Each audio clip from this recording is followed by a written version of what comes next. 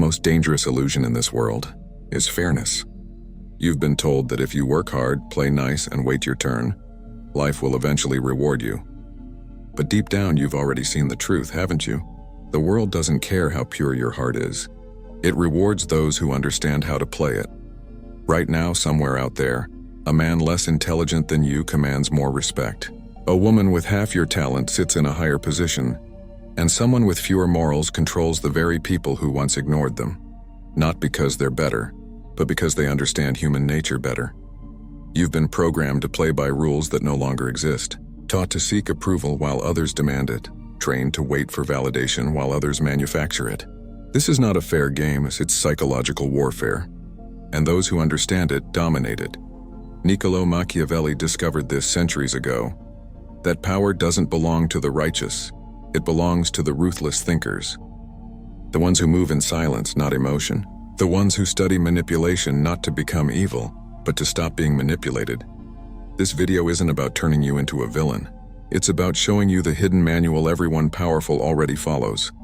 The dark psychological laws that shape respect, dominance, and influence. Because once you understand how this world truly works, you'll never again beg for validation. You'll never again confuse kindness with weakness. And you'll never again play by rules designed to make you lose. So the question isn't whether you're ready to hear the truth. The question is, are you ready to see the world for what it really is? Because once you do, there's no going back. The brutal truth. The world isn't fair. The first step to power is brutal honesty, not with others, but with yourself. The truth is, the world isn't fair and it never was. It doesn't reward purity, kindness, or even intelligence. It rewards influence. The people sitting at the top didn't get there because they deserved it. They got there because they understood the game. You see, most people live their entire lives believing in fairness. The comforting lie that if they just work hard, follow the rules, and stay humble, life will eventually pay them back. But that illusion is the perfect control mechanism. It keeps people obedient, predictable, and weak. Because when you expect fairness from a system built on manipulation, you automatically become its victim. The powerful, on the other hand, never expect fairness. They expect advantage. They know that the world runs on leverage, not justice.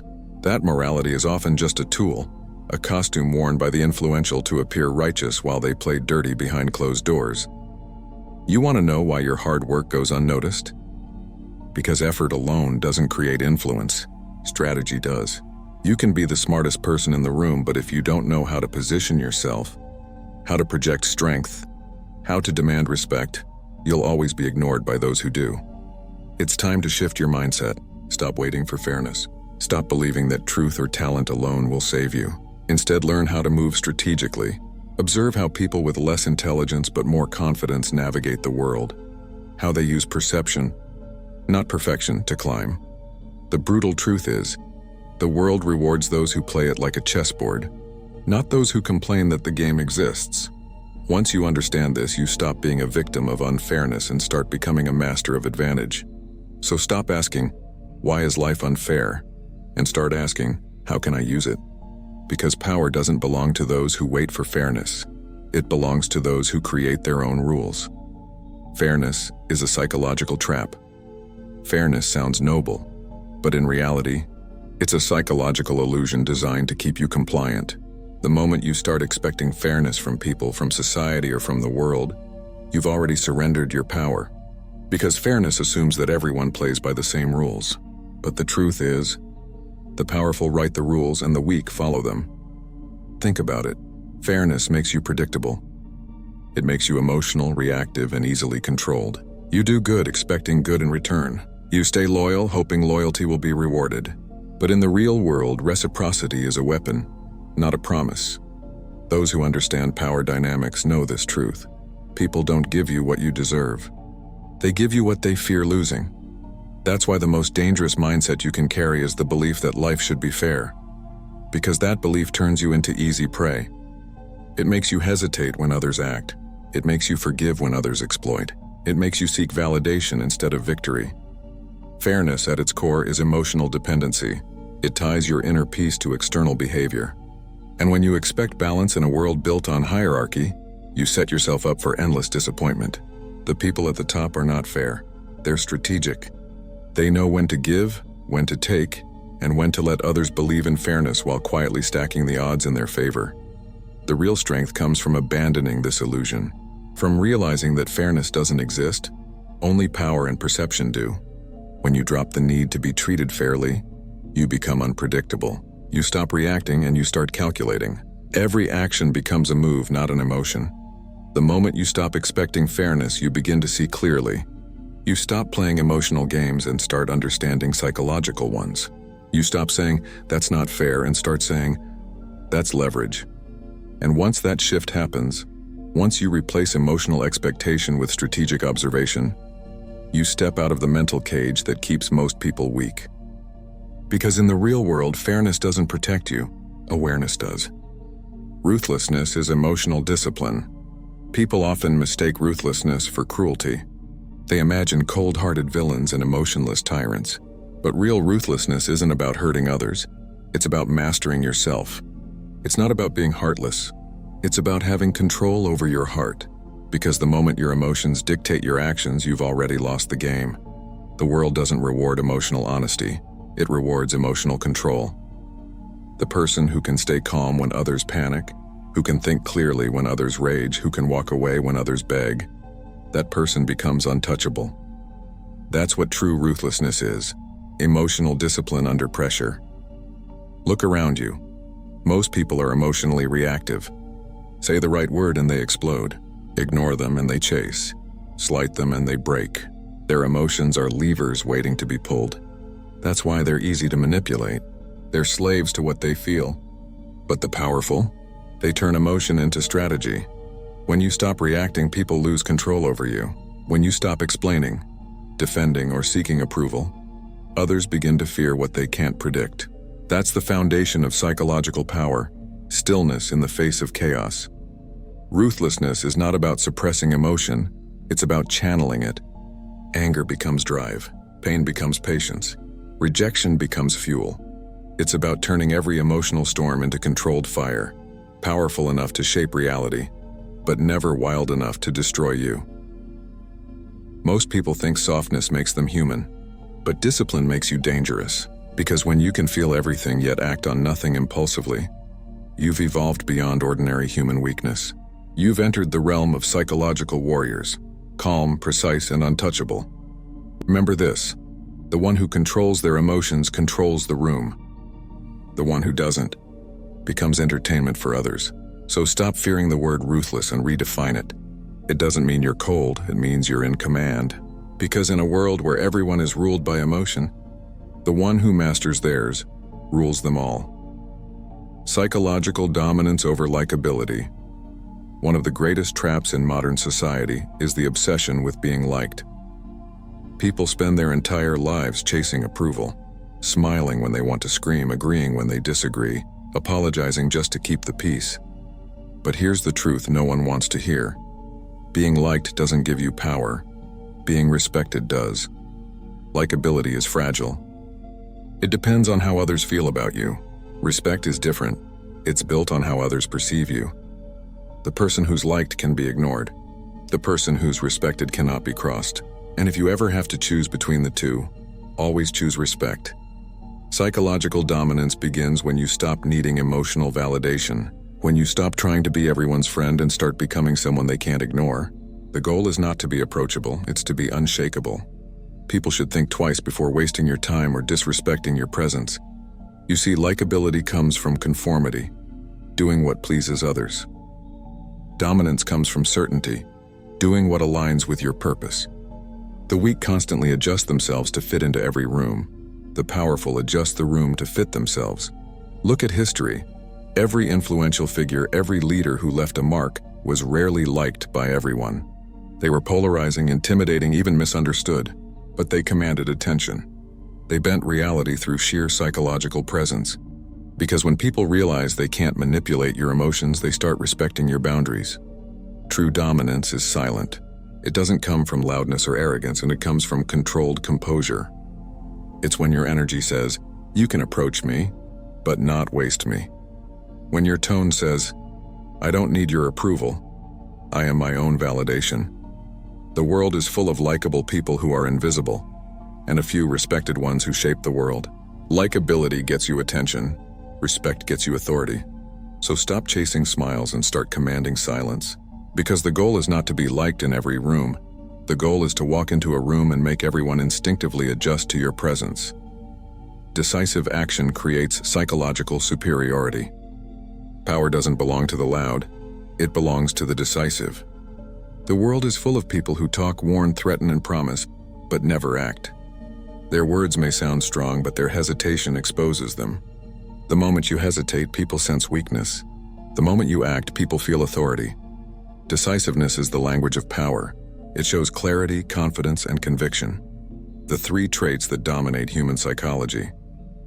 When you take firm, immediate action, you send a silent message. I am not seeking permission. I am setting direction. That's what separates leaders from followers, predators from prey, rulers from reactors. You don't build psychological superiority through endless explanations or emotional reactions.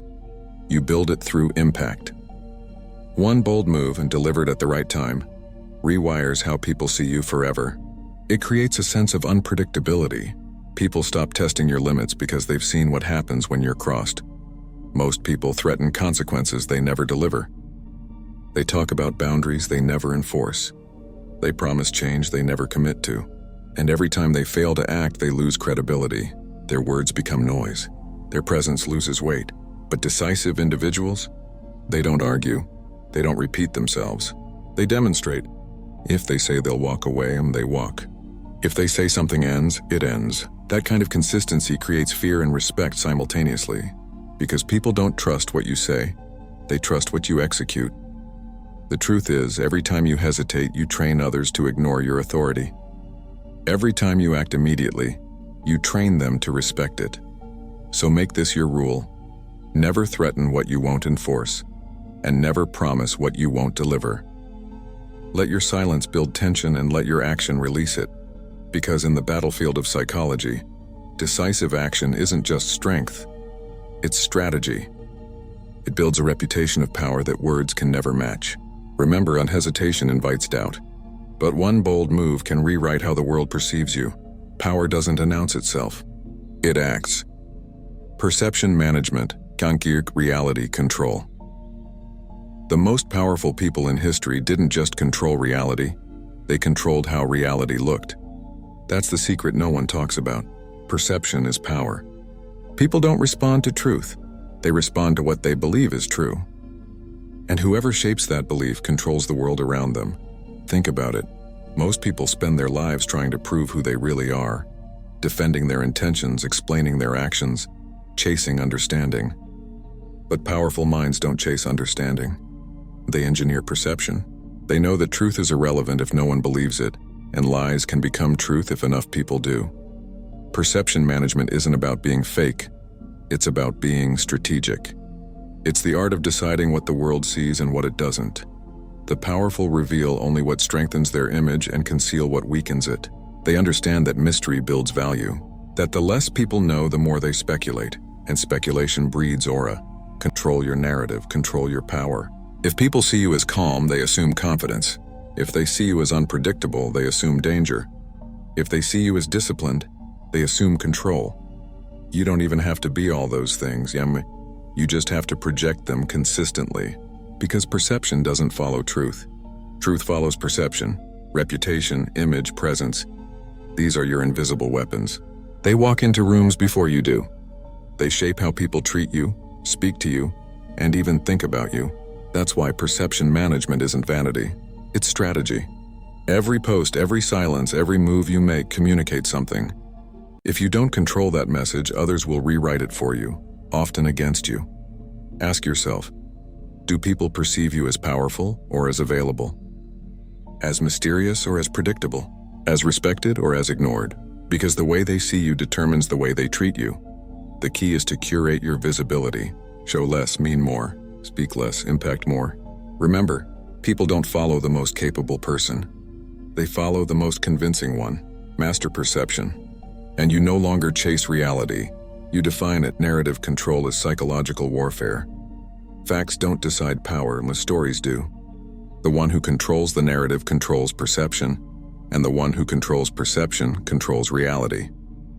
Every revolution, every downfall, every rise to power has always begun with one thing: a story told well enough to make others believe. Narrative control is the highest form of psychological warfare because it doesn't force people and it guides them. It doesn't need violence to dominate. It simply rewires belief. You don't have to change what people think, only what they think about. You shape the frame and they fill it with their emotions. Look at history. Empires weren't built just on armies, they were built on ideas. Religions, movements, corporations, governments, all of them survive not through raw power but through narrative power. When people believe your story, they defend it as if it's truth. And when they do, you don't need to fight, they fight for you. The weak argue facts, the powerful reshape them. They turn defeats into lessons, criticism into proof of strength, and silence into mystery. They don't explain, they reframe. When accused, they redirect. When attacked, they rewrite the story. Every situation becomes an opportunity to reinforce one image: control. And here's the secret: the first version of any story always wins. Once people accept a narrative, it becomes almost impossible to erase. So you must be the one to speak first, define the situation, and set the emotional tone. If you let others tell your story, you'll spend your life defending yourself in a story that was never yours to begin with. In psychological warfare, truth doesn't matter. Framing does. How you tell the story of what happened matters more than what actually happened. If you lose control of the narrative, even your victories will look like failures. But if you own the narrative, even your failures will look like strategy. Remember this: power doesn't need to shout when the story whispers in its favor. The strongest leaders, thinkers, and manipulators throughout history didn't control people. They controlled perspective. Because once you control the story, you control the mind. Silent dominance is ultimate power. The loudest person in the room is rarely the most powerful. They're just the most desperate to be seen. Real power doesn't need noise. It doesn't need validation. It doesn't need to prove anything. True dominance moves silently. It's not about being everywhere. It's about being felt everywhere. Silence is the most underestimated form of psychological control. When you're quiet, people project their own thoughts, fears, and assumptions onto you. They wonder what you're thinking, what you're planning, what you're capable of. And in that uncertainty, you gain control. Because the human mind fears what it can't define. The powerful understand this. They don't announce their next move, and when they become the move. They let others talk, argue, and reveal themselves while they listen, calculate, and strike when the time is perfect. Silence isn't weakness, it's strategy. It gives you the ability to observe without being observed, to act without warning, to win without confrontation. Silent dominance creates psychological pressure. When people don't know where you stand, they adjust themselves around you. They choose their words carefully. They hesitate to test you. They respect the stillness that radiates authority. It's the same energy you feel from someone who walks into a room and says nothing, yet everyone else goes quiet. That's not coincidence. That's energy control. The truth is, noise exposes insecurity. People who constantly need to assert their strength are usually trying to convince themselves. But those who operate in silence are feared. Because you can't read someone who gives you nothing. You can't prepare for what you can't predict. Power grows in shadows, not spotlights. Influence isn't about being loud. It's about being inevitable. You don't demand attention, you command it. You don't explain. You let your presence do the talking, so stop trying to prove your strength. Let your silence build tension. Let your actions create echo. The strongest storms don't announce themselves. They arrive and everything changes. Because in the end, true dominance isn't heard. It's felt. Power doesn't come from luck, fairness, or noise. It comes from awareness. The moment you stop expecting the world to be kind, you start learning how to control it. Every lesson in this journey leads to one truth. Influence is built in silence, discipline, and perception. When you stop chasing fairness, you stop being predictable. When you stop reacting emotionally, you stop being controlled. When you stop needing to be liked, you start being respected. And when you finally stop talking about power and start moving like power, that's when everything around you shifts. The world doesn't belong to those who wait for justice. It belongs to those who understand strategy. You can either complain about how things are, or you can learn how to bend them in your favor. Remember this: power isn't loud, it's invisible. It's not about domination, it's about direction. The strong don't fight the system. They use it, so move quietly, think deeply, strike precisely, and let your silence say what words never could, that you have stopped chasing fairness and started mastering control.